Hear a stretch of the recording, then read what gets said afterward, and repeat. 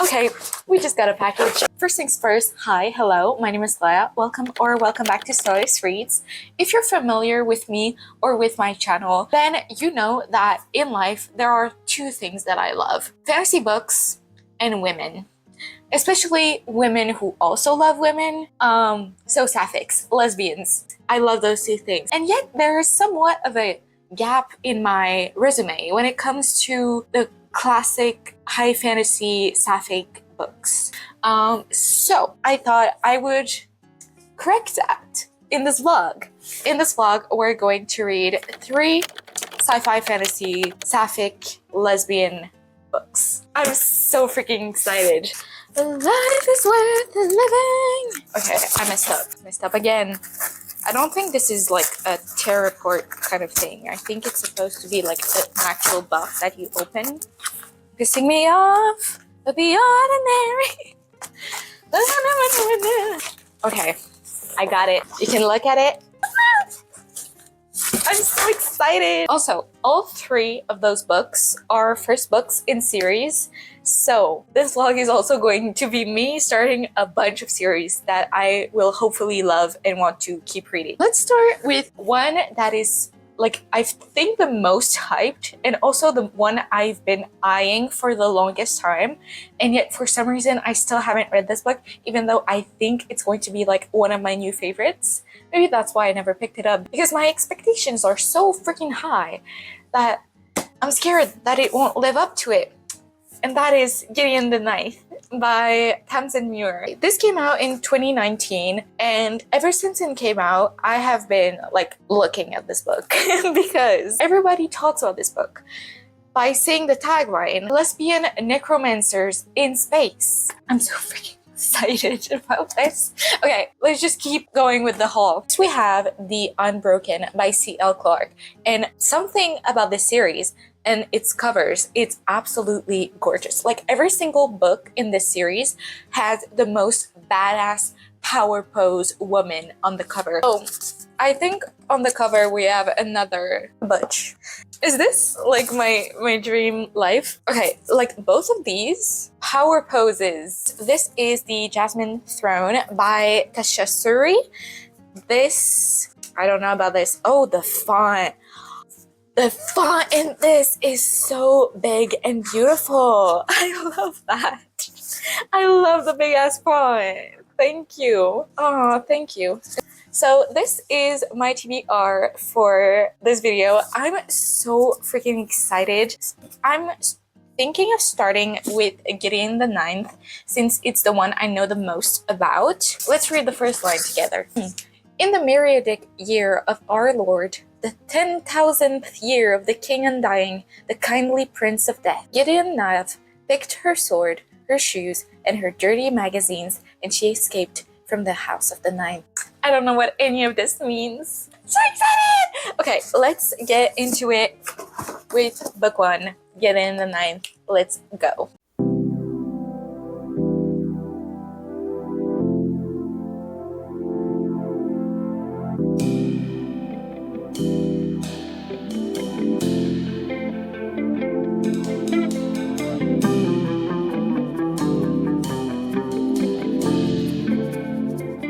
This book absolutely throws you into the action without explaining anything.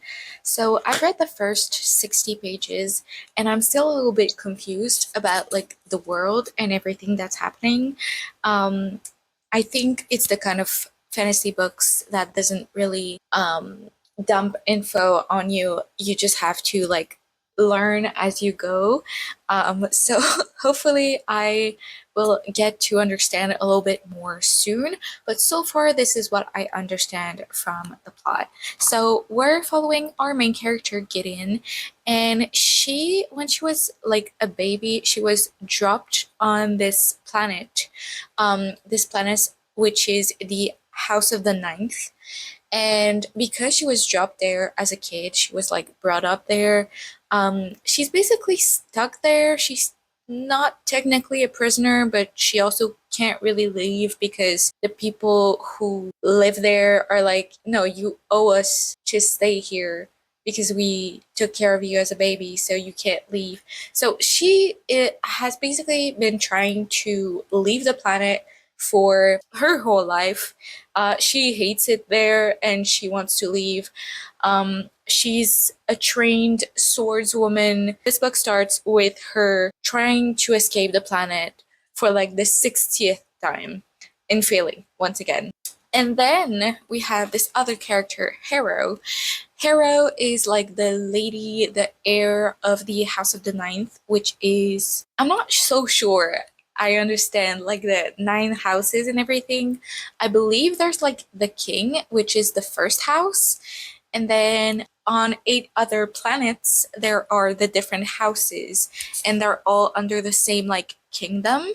The House of the Ninth is kind of falling apart, kind of falling into disarray, and her and Gideon fucking hate each other. They hate each other, and I really like the banter they have between them, because Harrow is like very dramatic, very like solemn, serious, and then Gideon is very witty and sarcastic and humorous, and they hate each other so much, and I really like it. I really like it. It's really fun to read, like their banter together. It's really entertaining. I think the plot is going to be, there is going to be like a trial kind of contest happening to become someone. What do you call it? Like to become a lictor. I don't know what the fuck a lictor is, but basically the king summons someone from all 8 houses to compete to become the lictor for him. And Harrow is like, okay, this is how I'm going to save my house. So nobody knows that the House of the Ninth is not doing well. So I just have to like keep appearances up for just this while and win the contest slash trial.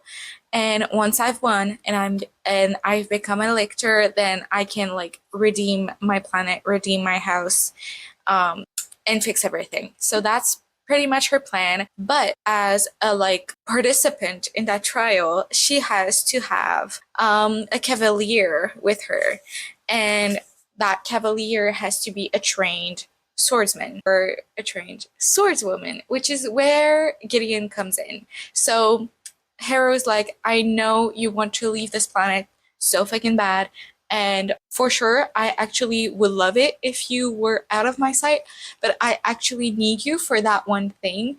You happen to be the best swordswoman in the House of the Ninth, so I'm gonna need your talent just for this, and then once we win, you can go.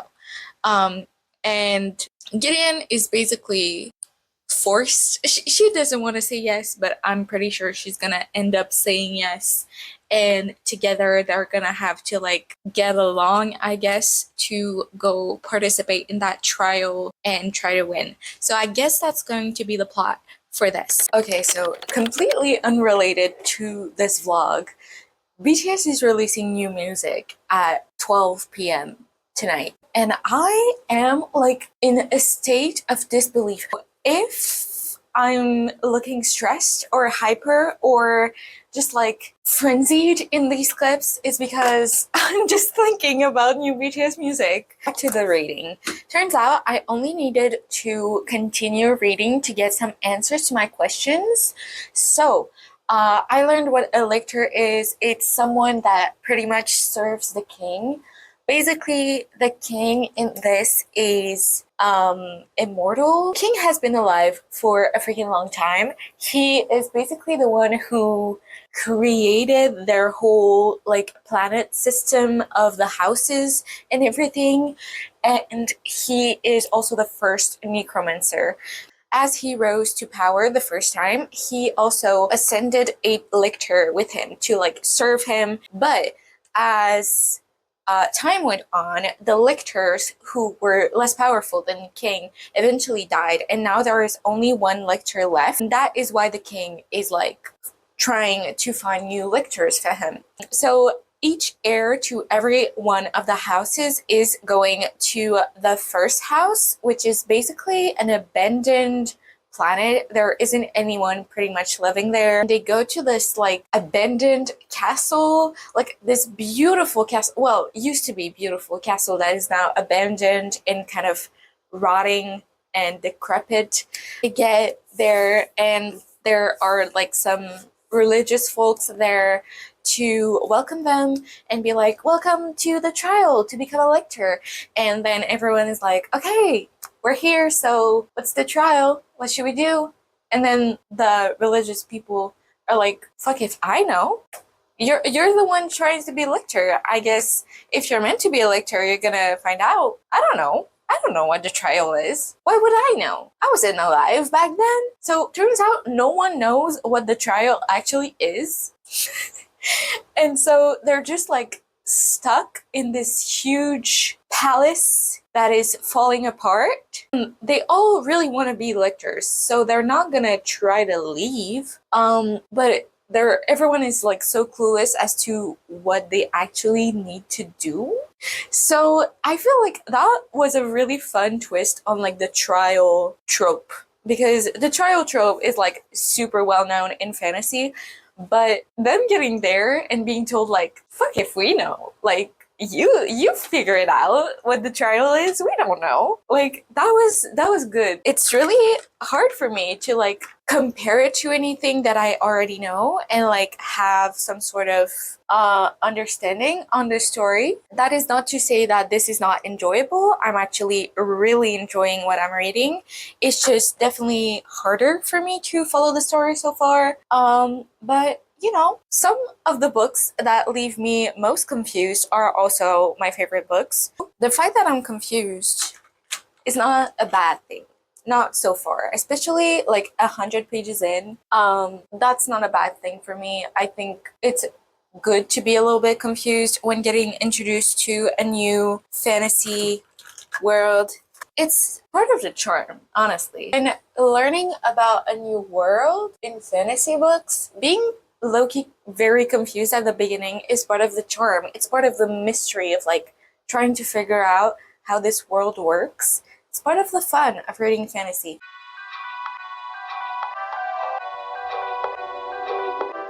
That bee? Are you kidding me? Oh, they were hungry. You're not here for a BTS album review, but dare I say album of the year? Dare I say their best album yet? Is that crazy? It is kind of crazy considering their discography, but I was floored this morning. Quickly though, I need to quickly, merry-go-round, normal, and like animals back to back to back is crazy work, and I think those are my 3 favorites. This is your sign to hydrate. The Locked Tomb, I made it to Act 3. I'm still really enjoying this. I am loving the banter between Gideon and Harrow. And yeah, I will say though, it's still hard for me to like visualize the place that they're in. Like they are in this castle, and at first I was imagining like a gothic old creepy fantasy castle, but then they go to the basement of the castle and it's like this weird tech, like sci-fi scientific laboratory full of experiments, and I'm like, okay, this is not the vibe, but I think it's just a mix of many things, and I need to get rid of all my previous assumptions on the genre and just appreciate this for what it is. I'm intrigued to see what the plot of this book will be and what the plot of the overarching series is going to be. I'm not sure how many books there are in the series. Let me check. I think there's 3, but maybe there's more. I believe it's completed. Okay, so 3 books are out, and then there's a 4th one coming out. The cover is still not revealed, and I don't think there's a date for that. Okay, so I don't know if the series will only be 4 books or more. Okay, I'm just gonna read as much as I can this afternoon before work.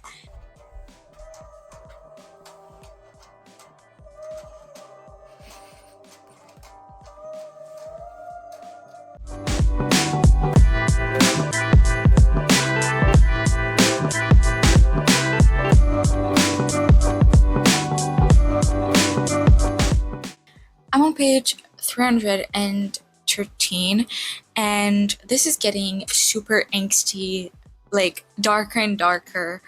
The plot has shifted into a real life version of an Among Us game, and things are getting real. People are dying, and it's very stressful. And then gradually, as everything is becoming more stressful and angstier, the relationship between our two main characters is like worsening. But I have a feeling that this is going to be an enemies to lovers. I just think it's going to be a very slow burn enemies to lovers. They can be very emo, not gonna lie, and very dramatic, but also sometimes they have a fucking point. Like, they have a reason to be very emo and very dramatic. It's just like super angsty. And I'm stressed for these characters. I feel like no one is safe. And even though I know that the main characters are not going to die because I have like a continuation in the series, I'm scared of what certain people around them dying how it could impact them. Like how secondary characters dying could make them like worse mentally than they already are, because they're not well mentally at all. We're at page 356 and I'm feeling deeply unwell. We just learned a ton of shit, and like the dialogue happening right now, like I started tearing up just from what they were saying to each other. This is fucked up. Everything about this is fucked up. I love it. Okay, so I just finished chapter 31. I'm feeling deeply unwell. And I don't think that this book is going to make me feel better. I'm feeling somewhat happier about some things, but other things are making me feel like I shouldn't be happy at all about anything ever. This author has crafted such intricate characters. I am baffled by who these people are. I don't have words anymore. Okay, I'm scared. I'm scared of reading more. I'm scared that this fragile piece that we've just entertained is going to get broken very soon, and that is going to also break my heart. Come with me to go get arirang at the music and books store. I really hope they have it in stock. The website says they do, but I hope that it's not lying to me.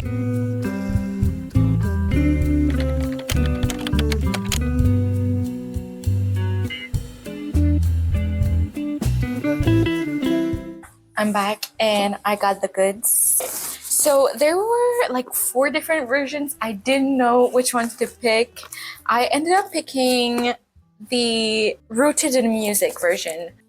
Like on my e-reader, I have this old Taeyang photo card from, I think it was Map of the Soul 7. And it's a really cool photo card, but I will have to change it. I'm gonna put Yoongi.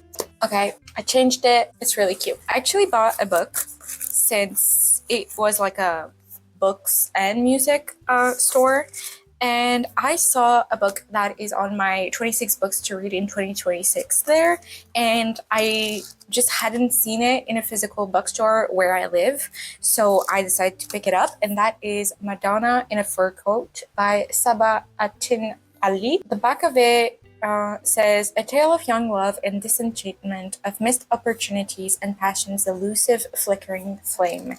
Then I also picked up 2 bookmarks because my bookmark game has been quite weak. I ended up picking this one, and then I also picked up a magnetic little bookmark with a fox on it. It just looks really, really cool.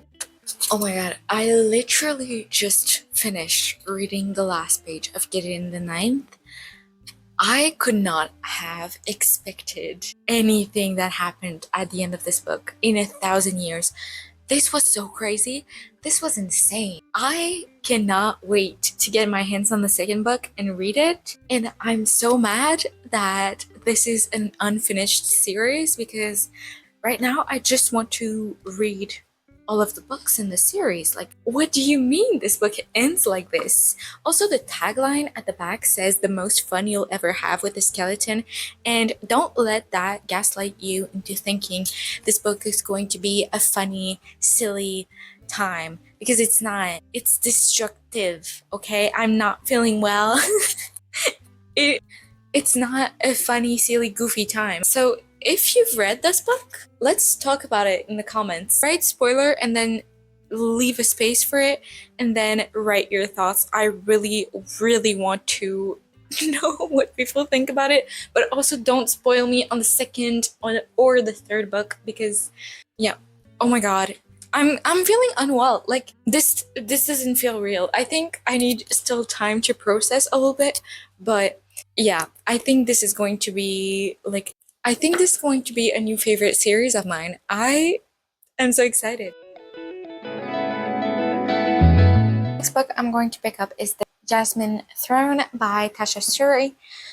This is about a princess and a servant, and how both of them get tangled up in an uprising. I think they will try to take down an empire together.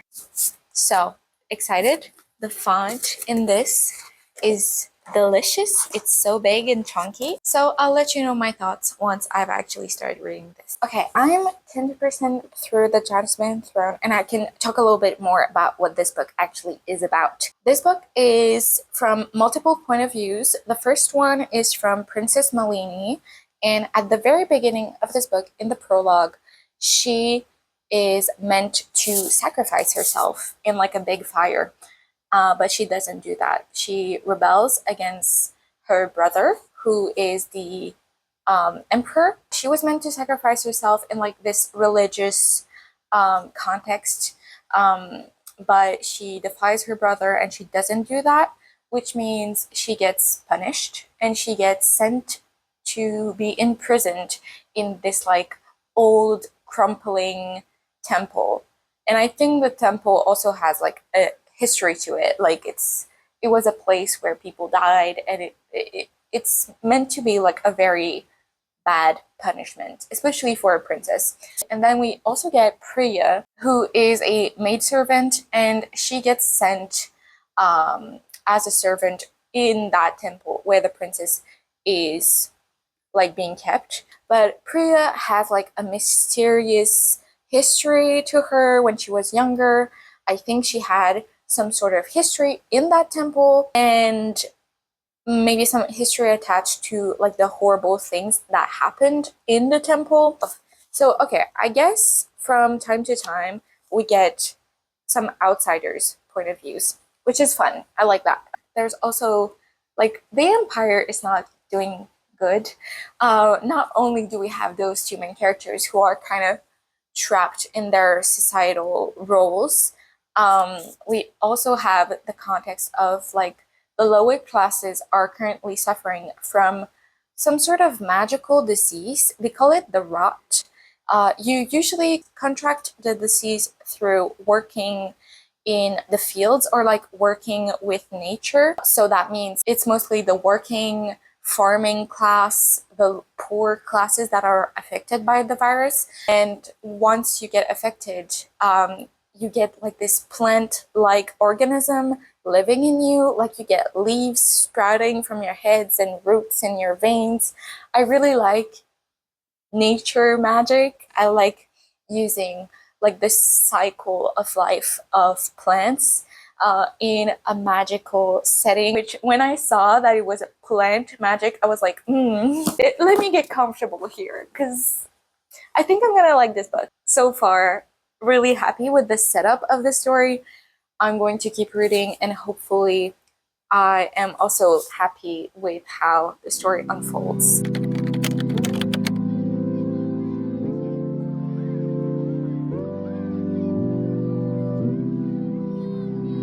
Welcome back. I've read quite a lot more in the Jasmine Throne. I'm now on page 220 about. That's chapter 22. And I have some thoughts, and they're not all good. They're not bad. but I find that this book is quite slow moving. It's kind of a long time before we get any sort of action. I thought since the book started with such a bang in the prologue that we would be like immediately thrown into some sort of action, but because our two main characters, Priya and Malini, are kind of stuck in this prisoner situation, that doesn't necessarily lend to much action. And we do get some side characters, but we never follow them for long enough to actually see any action. And since this is like heavily politics focused, so far this has mostly been characters talking amongst themselves and making plans and like discussing rebellion, but nothing really happening concretely. Something has happened in the last two chapters that I hope will like push the story along and force the narrative to like move on from this kind of immobile state that the characters are stuck in. I also feel like the book so far struggles with having the right balance of keeping us in the dark and intrigued about the characters' past, and then telling us enough about the characters and their past to have us root for them. I still feel like I don't know the main characters. They still feel like strangers to me. I feel distant from them, even though I've already read 220 pages. And I understand that we're not told everything about them yet because some things have to be kept a mystery for the intrigue of the story to be like fun. But also I wish I knew more about what they wanted, like what drives them forward, what influences them to make the choices that they make. I feel like what's the point of having a point of view of a character if you're not actually going to tell me about what drives them as a character? So because of all that, I'm finding this a little bit of a slower read, and I'm finding it harder to get like immersed in the story because of those things. I feel still quite distant with the story, and I hope this changes. Obviously this is a big book, so there's still a lot of time for me to get attached to the story and its characters. It's just that right now I'm feeling a kind of distance that I wish wasn't there. Hopefully I'm able to make it to the halfway point today. I have good and bad news. The good news is that last time we spoke, I said I wanted to get halfway through this book, and I actually got 2/3 of the way through this. I'm in the middle of chapter 43, which is page 356. Bad news is I'm still feeling very disconnected from the story. And I shouldn't feel this like passive. I feel like at 66% through a fantasy book, the story should have picked up already, and I should be invested in the stakes. But honestly, in this, I don't feel it. I don't feel it, and it's really annoying me because I really love the magic system. And I'm intrigued by the politics and the history of the world. Like all of that is really interesting to me. I just feel so disconnected from the characters, and also I'm kind of getting annoyed at their like plans of revolution because they don't actually have a concrete plan, and they don't actually do much to go against their like empire government. And I guess maybe that's like realistic to what an actual overthrowing of a government is. Like it's a lot of separated little uprisings, but in the context of this book, it doesn't make the story very compelling when all they do is talk about how they want to overthrow the government and then do nothing about it. Like, I'm not that type A as a person. I usually don't mind if we have like kind of a wishy-washy plan, but I just feel like having a more concrete like setup for the story would be much more appealing to the reader to like get invested. Like if we know what the people doing the the uprising have in mind, we would be so much more interested in seeing them accomplish that. And right now, I feel like I have no ideas what their plan is. Every time I finish a chapter with like a little bit of an action at the end, I'm like, okay, now is the time it's going to pick up. Now is the time, like in the next chapter, we're gonna go into the action. Then it never happens. It always feels like just people talking amongst themselves. And I'm like, okay, okay, but like, what are we doing, guys? I don't know. I'm just getting very annoyed because I feel like this book has so much potential. Yeah, I don't know. At least there's lesbians. I feel so sad. I feel so sad. And also, like the plague rot element that was introduced at the beginning of this book hasn't really been a thing for the rest of this book so far. Like it hasn't really been a plot point at all in the story. I thought it would be way more important because it's introduced right at the beginning of the story. But so far, it's like not that important to the plot. So I'm like, okay, I'm sad that we dropped that element. I was so excited for that, but I guess we don't talk about it anymore.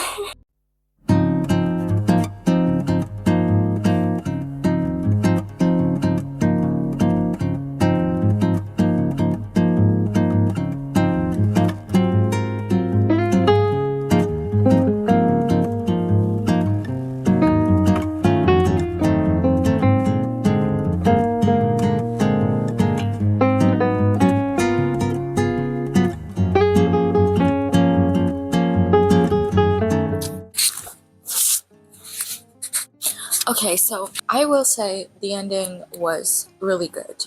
I spoke way too soon earlier, and the last third of this book really picked it up with the action, and I'm really happy for that because that was one of my critique of this. But overall, I still feel like sad about this book and like disappointed. I feel like I had such high expectations. I love the magic in this. I love the politics. And I feel like there's so much potential there. And yet, I felt so disconnected from the characters that even when the story did pick up, I didn't really care about anything happening to them because I felt so distant from them. Like, I did really enjoy the ending, and it was quite an epic ending, and I don't want this, like my review of this, to make it seem like this is a bad book. It's very far from being a bad book. It's a great book, and I'm sure for a lot of people it's like a favorite book. Just for me, I felt so distant from it, and I'm so sad about that because it could have been so good. It could have, like, so much less potential, in my opinion. I know the series of this is completed, it's a trilogy, and if y'all tell me that the second book is like 10,000 times better and like totally worth reading, then I guess I'll pick it up.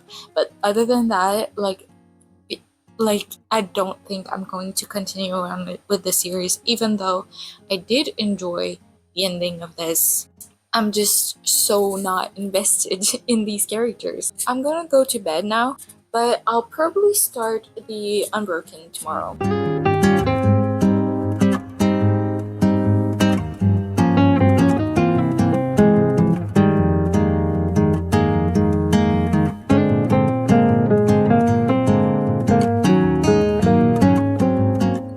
I read up until page 64 in The Unbroken by C.L. Clarke, and I'm ready to talk a little bit about the setup of this book and what I think it's going to be about. So far, I'm really, really happy about the setup of this. I think we could have like a great story on our hands. I'm trying to be like carefully, cautiously excited about this because I was so let down by my last read. So cautiously excited. In this book, we have an empire, the Empire of Ballader, and this empire has many colonies, one of them being Khazal. And in Khazal, there has been some brewing of rebellion, of uprising. And obviously the Empire doesn't want that. So Ballader sends over some troops to Khazal to like calm down and try to control this colony even more, like try to tame down the uprisings, the uprisings that are brewing, to make sure that they have full control over their colony. Amongst those troops being sent to Kazal, we have one of our main character, Terrain. Terrain is a lieutenant in the military for Balladeer, but she is originally from Kazal. So she was born in Kazal. She looks like someone from Kazal. There are clear like race dichotomy being discussed in this book, because people in Kazal are brown skinned and then people from Balladeer are white. So obviously very direct ties to our world history and our world racism. So Terrain is from Kazal, but she was taken in by Balladeer as a child, conscripted into the military. So she was basically brought up to be a weapon for the Empire.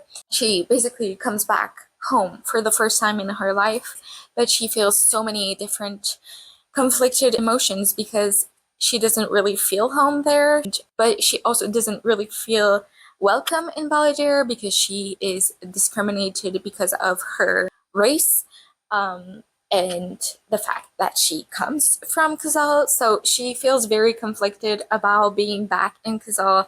The other main character we're following is actually the princess, Princess Luca. She is princess, but she should be empress. Like, she is old enough to be on the throne, but the throne is actually currently occupied by her uncle, who is regent. And she knows her uncle, and she knows he won't let her have access to power without a fight. And she doesn't really have enough support already to like try to take the throne for herself. So she is basically sent to Kazal by her uncle to prove herself. He doesn't say it so clearly, but it's basically that. She is sent there to tame the rebellion and prove herself as a good empress for the empire. I'm excited to see how Terrain and Luca might have to work together.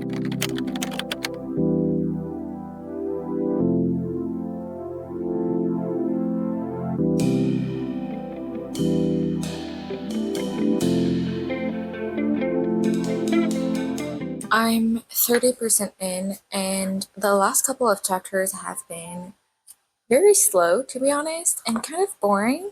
Like, the beginning of the book, the setup and everything, definitely really exciting, really fun, lots of stuff happening. But then the last couple of chapters I just read have been like political, but also very slow and like building relationships between characters, and that's good too, but I would like it to there to be a plot at the same time. Like building characters and having a plot also. So yeah, I hope it picks up a little bit more. I'm gonna try to read until at least halfway through today. Okay, I'm 43% through, and right now the characters are on like a quest to go to an old ancient library to go find some lost knowledge about magic.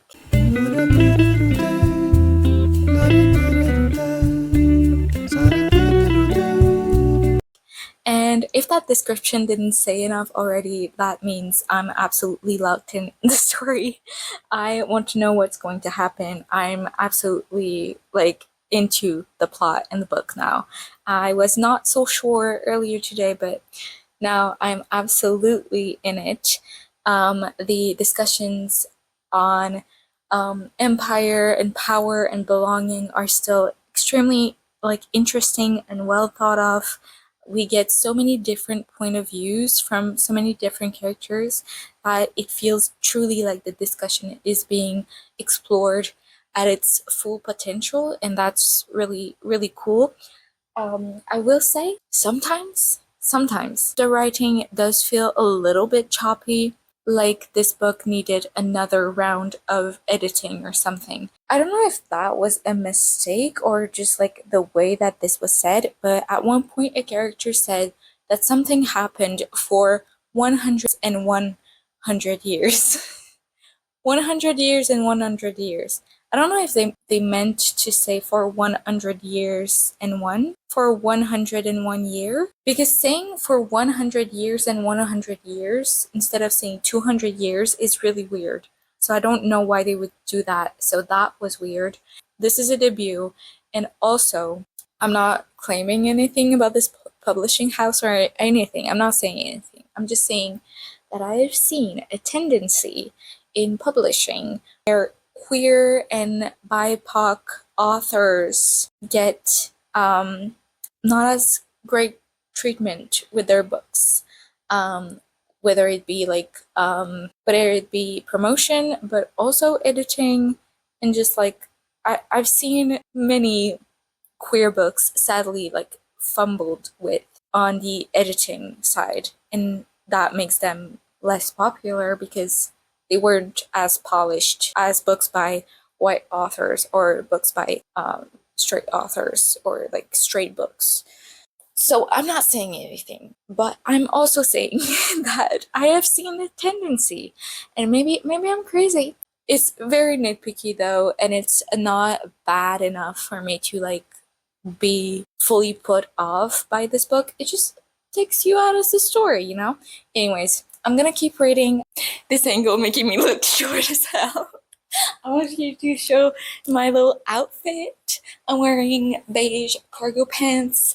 I'm so glad that I didn't get rid of those pants because I almost did, because they are kind of close to my skin tone, and I thought it was weird, but then I wore it with a dark top and then all worked out.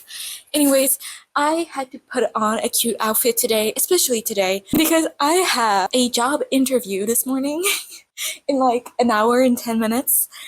I'm freaking the fuck out. I haven't taken a job interview in years. However, you're not here for my life updates. So let's talk about the Unbroken. I got to page 231 yesterday, which is not technically halfway, but pretty much almost halfway.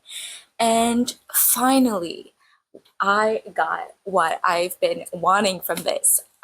From a certain character, I have been waiting for them to lose it. I have been waiting to see some sort of anger in this character, because everything about their life causes me personally anger, and I feel like it should also cause them anger, but also they were kind of going through the motions and trying to not disrupt anything to like as a method of protecting themselves. So of course like they couldn't really express anger, but finally they just like lost it, and I'm so glad they did, because the other character needed a fucking reality check, and I was tired of us being like, okay, so we're not acknowledging like the whole power imbalance here. Like, are we just never gonna talk about it? But then they talked about it, and I'm glad they did. I'm glad that it's out in the open and that we're finally talking about it, because before that I was like, if we don't acknowledge any of that, I'm not gonna root for them as people, especially not if they're meant to be in a relationship together. But now they have acknowledged it, and I hope it brings some conflict and then some resolution later on.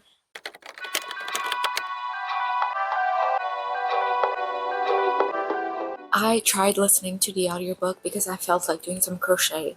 I could not make it through more than a chapter because the narrator does such a big French accent for each of the characters, and that's not me dissing the narrator. I'm just saying it. I couldn't.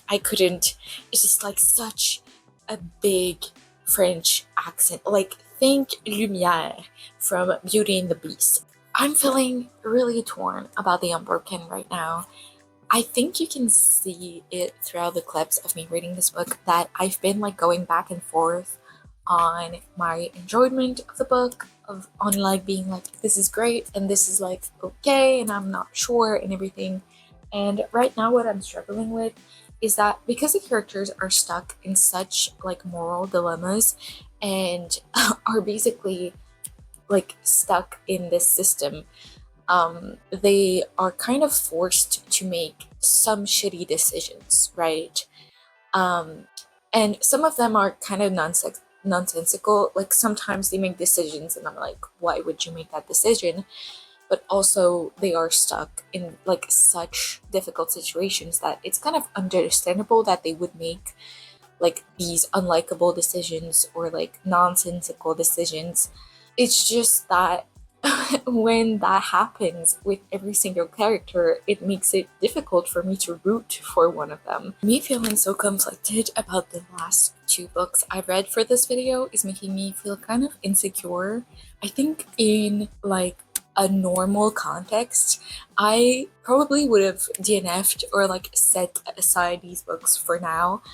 I'm very keen on DNFing and I'm not scared to do that, but I also had so much hopes for these books. I wanted to make this video to like promote and encourage people to check out these books, and I now feel like so bad to have such criticism for the books, so I'm just like, this whole thing a failure. I'm feeling so conflicted because there are parts of this that I'm like, yes, absolutely, great discussion, I'm loving what I'm reading, and other parts I'm like, do I care? Like, what's going on? I have about 180 pages left of this read. It's too late to give up now. I'm going to keep reading.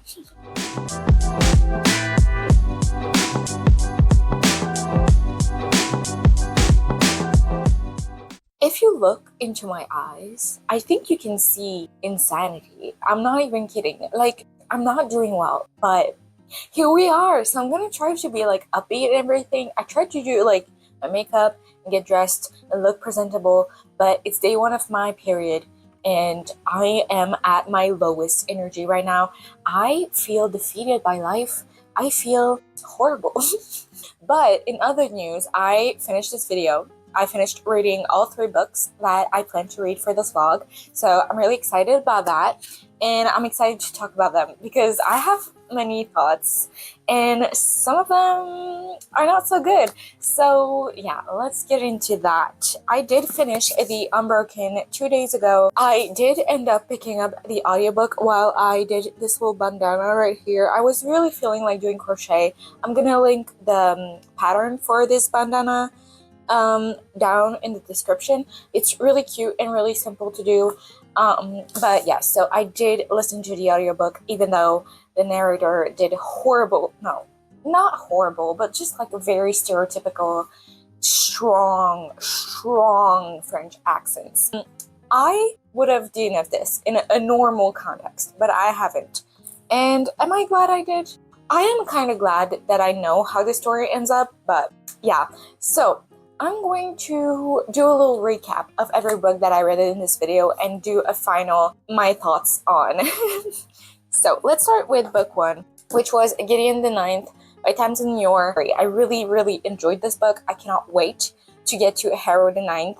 I have been waiting to finish the other books for this video to pick up the second book in the series, but I cannot, like, I've been thinking of the ending of this book for since I've finished it. Like I've just like constantly, I have like thoughts about these characters, and then I remember how this book ended and I'm like, oh my god, what the hell?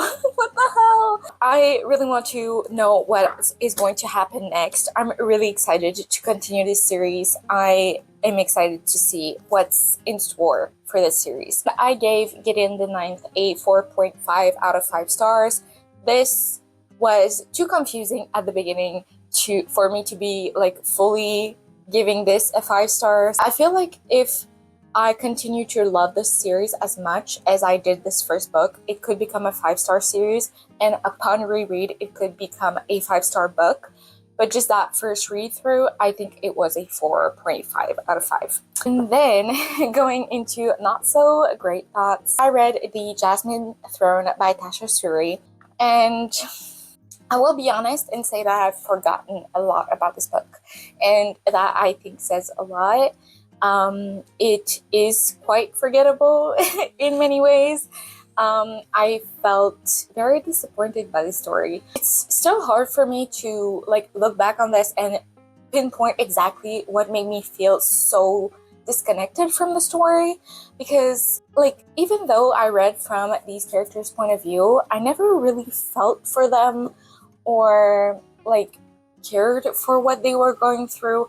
There was like more of a romance in this one between the two ladies, and even that I really didn't care for.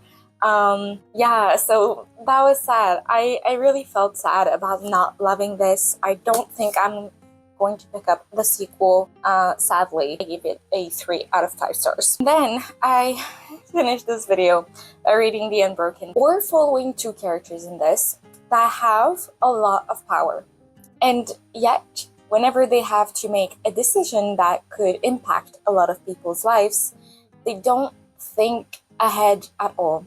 They don't think about the future or how many people this could impact. These people kind of have control over thousands of people's lives, and it doesn't seem like it's something that is like apparent to them. They don't seem to reflect on their decisions or like think 2 or 3 steps ahead. They just do things in the heat of the moment just because in that moment that's what they wanted to do. But like that doesn't make me like them as characters. And it also made it feel like these characters had no clear plans whatsoever, or like their plan was constantly shifting because they hadn't thought to like think about the future.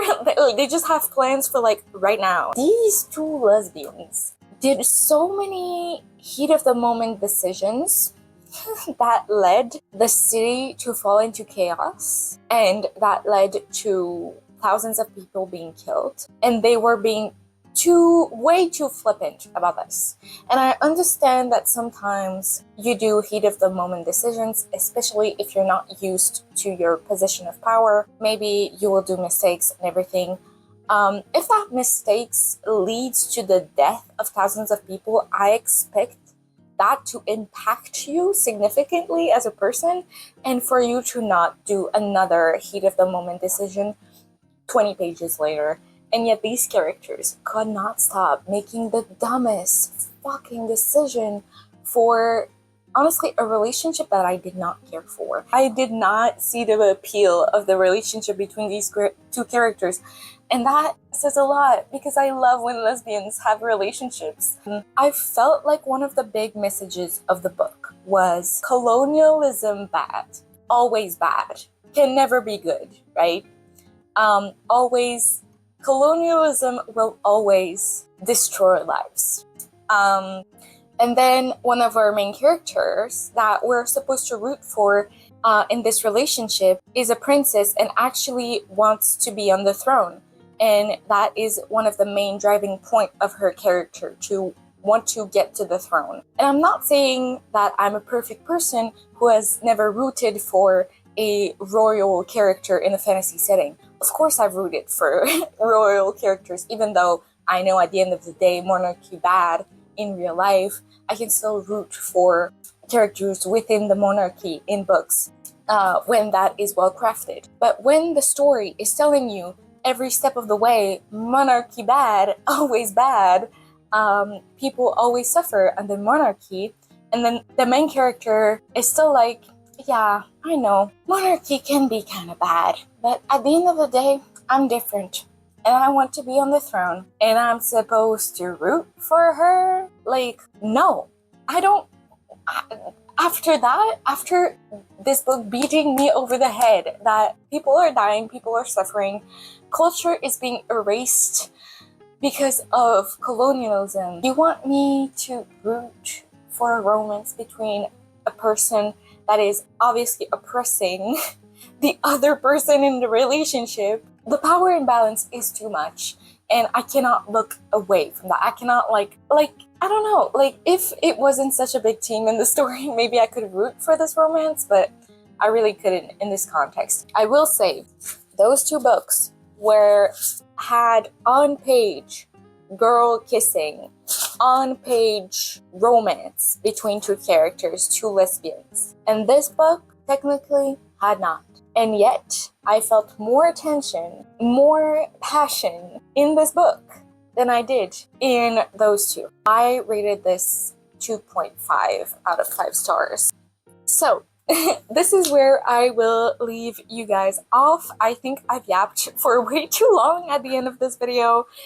Thank you so much for watching this vlog of me reading those 3 lesbian sci-fi fantasies. I'm so glad you joined me on my adventure today. This was a bigger project for me. Let me know if you enjoyed watching this kind of video for me, if you would like me to do another rendition of this video. If you liked the video, you can like it, because if you don't like it, how can I know that you liked it? If you like my face, you can subscribe, and I'll see you soon in another video. Bye!